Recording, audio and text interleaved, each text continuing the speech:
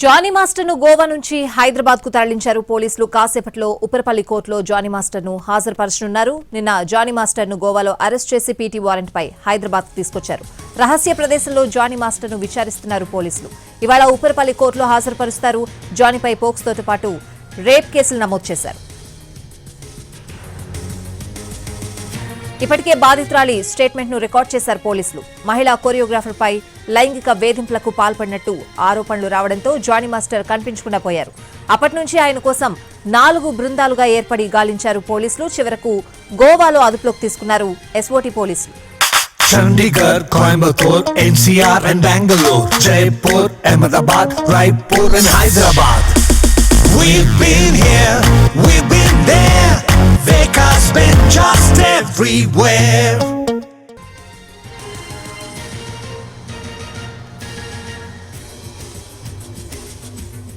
Johnny Master ను గోవా నుంచి హైదరాబాద్ కు తరలించారు పోలీసులు. కాసేపట్లో ఉప్పరపల్లి కోర్టులో జానీ మాస్టర్ ను హాజరుపరచనున్నారు. అయితే ఒక రహస్య ప్రదేశంలో ఆయన్ని పోలీసులు విచారిస్తున్నట్లు తెలుస్తోంది. పూర్తి అప్డేట్స్ అడిగి తెలుసుకుందాం. మా ప్రతినిధి రాధాకృష్ణ ఉన్నారు. రాధాకృష్ణ, మరి కాసేపట్లో కోర్టులో హాజరుపరచబోతున్నారు. అప్డేట్స్ ఏంటి?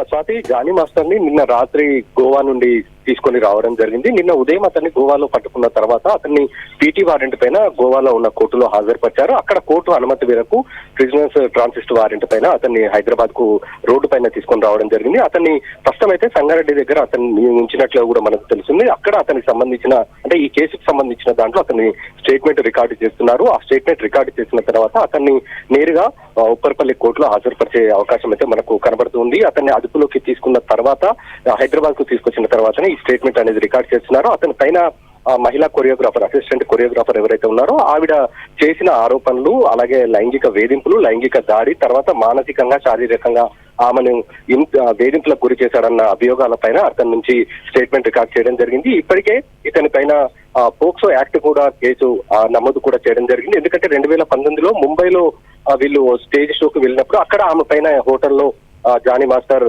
లైంగిక దాడికి పాల్పడ్డా అనేది ఆమె కేసు ఫిర్యాదులో పేర్కొనడం జరిగింది. కాబట్టి ఆ కేసు అక్కడ ఏం జరిగింది, అసలు ముంబైలో ఆమెపై లైంగిక వేధింపుల కారణాలు ఏంటి అనేది మొత్తం కూడా అతని నుండి స్టేట్మెంట్ రికార్డ్ చేస్తారు. అలాగే గత 2 నెలలుగా ఈమె కొరియోగ్రాఫర్ గా కొన్ని సినిమాల్లో పనిచేస్తుంది. అక్కడికి వెళ్లి కూడా ఆమెను మానసికంగా ఇబ్బందులకు గురి చేశాడనేది ప్రధాన అభియోగాలు ఉన్నాయి. వీటికి సంబంధించి కూడా అతని నుండి పూర్తి స్థాయి స్టేట్మెంట్ రికార్డు చేస్తున్నారు. మరికొద్ది సేపట్లో అంటే 12 గంటల తర్వాత ఉప్పరపల్లి కోర్టులో హాజరుపరిచే అవకాశం అయితే మనకు కనబడుతుంది. ఇతని పైన లైంగిక దాడితో పాటు పోక్సో యాక్ట్ కింద కూడా కేసులు నమోదు చేశారు. కాబట్టి మరి కోర్టు ఇతనికి రిమాండ్ విధిస్తుందా లేదా బెయిల్ ఇస్తుందా అనేది వేచి చూడాల్సిన పరిస్థితి. Right Radhakrishna, thanks for the updates.